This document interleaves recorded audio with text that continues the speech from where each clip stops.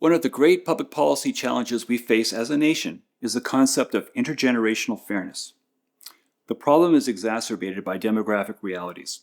Baby boomers and those older still make up a large portion of the population and are a powerful voting bloc, not only because of their sheer numbers, but also because they tend to vote more predictably than other generations. Accordingly, politicians might feel inclined to pander to this group. Good public policy may be sacrificed in the name of shrewd retail politics. One of the least understood and least appreciated risks in retirement planning is longevity risk. These were seldom problems half a century ago, when the retirement age for men was about 65 or 66 and for women it was about 63. People died on average at around age 72, 69 for men, 76 for women. Life in retirement was often short. Today, the average retirement age is still around 65, but the average age of death is about 10 years later than in 1975. It's about 79 for men and about 84 for women. Planning for retirement was much easier when people had the good sense to die at a relatively young age. As such, the risk of outliving your money is a very 21st century problem. General need for most people is a reasonable basis for maintaining the status quo. People live longer, but not everyone needs government support. The long-term sustainability of our social programs can and should be called into question, at least in terms of fairness. It may be time to revisit the concept of means testing. Let's look at the Old Age Security, OAS, program in Canada as a case study. The OAS program is primarily funded through general tax revenues, so unlike pension plans that are funded by specific contributions from employees and employers, it's paid for out of the government's general tax revenues, the taxes collected by the federal government.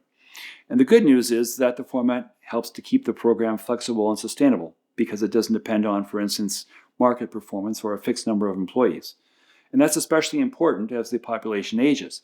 But the bad news is that it costs more and more as time goes on for the same reason.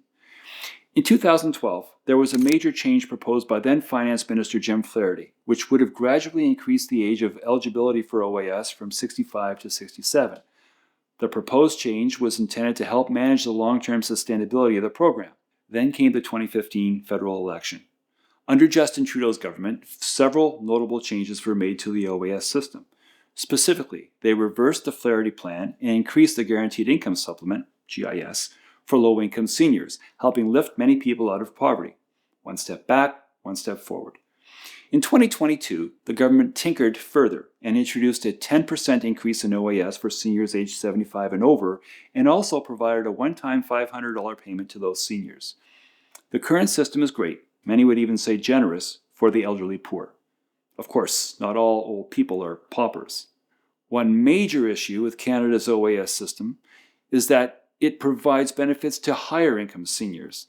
And the other concern is the rising cost of the program itself, which is expected to increase significantly in the coming decades. So there are growing concerns that the income threshold for clawbacks are too high. Why exactly do so many affluent seniors still receive substantial benefits?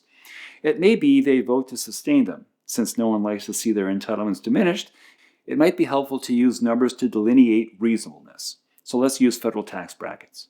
They can serve as useful guideposts on where to draw the line. So as of today, Canada's federal income tax brackets are 14% on income up to about $58,523, then 20.5% on income up to about $117,045, 26% up to around $181,440, 29% up to about $258,482, and then 33% for any income above that. So at the same time, the OAS clawback kicks in when your net income exceeds about $93,454, or about 2/3 of the way up the second bracket. So for every dollar above that threshold, the OAS benefits are reduced by 15 cents. If your income reaches around $151,668 for those that are aged between 65 and 74, or about $157,490 for those 75 and over, OAS can be fully clawed back. Now, the number of seniors who encounter a full clawback has historically been very small, maybe 1% to 3% of all OAS recipients. But is that a proper threshold? Reasonable people can differ on where the line ought to be drawn for nebulous terminology such as poor or middle class or wealthy. My view is that anyone in the lowest bracket should face no clawback whatsoever. But I also don't believe that anyone in the third bracket should get any OAS at all either. They should be fully clawed back. So remember that the clawback is based on individual income, not combined family income, so each person has their own threshold. There are strategies that can be used to reduce the impact, like income splitting or buying flow-through shares or delaying getting your OAS, so it can be helpful to chat with a qualified financial advisor. But using my thresholds, OAS would go from the current situation, which is having the clawback start at $93,454 and clawed back fully at $151,668 for those under 74, to having the clawback start at $57,375 with the full clawback in place once the income reaches $114,750. My view is that our overly generous system is simply lavish for those who don't really need the money. If you're a senior with a 6-digit income in retirement, you almost certainly don't need to have your income supplemented further. We're saddling our children and grandchildren with too much debt as it is, and unfortunately there aren't enough of them voting to get politicians to represent their interests. So our OAS system, which is well past needing reform, remains largely unchanged. A big part of what I do on this channel is champion the rights and interests of pre-retirees and retirees.